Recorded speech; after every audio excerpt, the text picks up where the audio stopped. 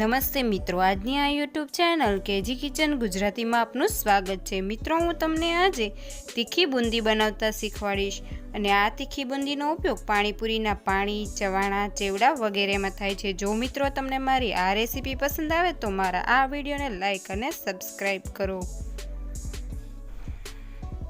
તે માટે સૌપ્રથમ એક બાઉલમાં 1 કપ જેટલો ચણાનો લોટ લઈશું।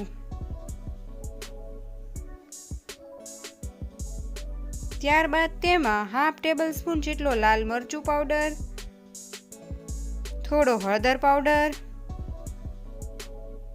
અને સ્વાદ અનુસાર મીઠું તેમજ 2 ટેબલ સ્પૂન જેટલું તેલ ઉમેરી બધું જ બરાબર મિક્સ કરી લેશું।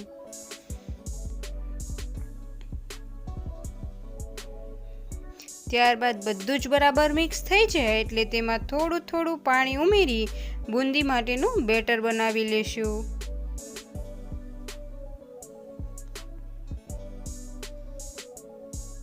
બેટર થોડું ઘટ હોય ત્યારે તેમાં ચપટી ખાવાનો સોડા ઉમેરી તેના પર 1 ટેબલ સ્પૂન જેટલું પાણી નાખી બેટરને હલાવી લો। તો હવે તમે જોઈ રહ્યા છો કે બુંદી બનાવવા માટેનું બેટર આપણું એકદમ પરફેક્ટ તૈયાર છે। ત્યારબાદ હવે તેલમાં બેટરનું ટીપું નાખી ચેક કરી લો કે બુંદી બનાવવા માટેનું તેલ એકદમ બરાબર છે કે નહીં। તો બેટર નાખતાની સાથે જ ઉપર આવી જાય છે એટલે બુંદી બનાવવા માટે એકદમ પરફેક્ટ છે। ત્યારબાદ હવે આપણે આ રીતનો કાણાવાળો જારો લઈ તેના પર આપણે બનાવેલા બેટરને ફેલાવી દઈશું। તો તમે જોઈ રહ્યા છો કે જારામાંથી જાતે જ મોતીના દાણા જેવી બુંદી કેવી સરસ પડી રહી છે।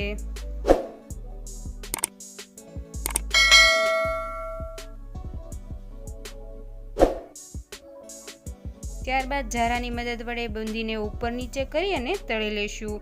તો હવે આપણી બુંદી તળાઈ ગઈ છે એટલે તેને એક પ્લેટમાં કાઢી લો અને આ જ રીતે આપણે બધી જ બુંદી તળી લીધી છે। ત્યારબાદ આ બધી જ બુંદીને એક બાઉલમાં લઈ તેમાં ઉપરથી થોડો લાલ મરચું પાવડર અને થોડો ચાટ મસાલો સ્પ્રિંકલ કરી બરાબર મિક્સ કરી લો।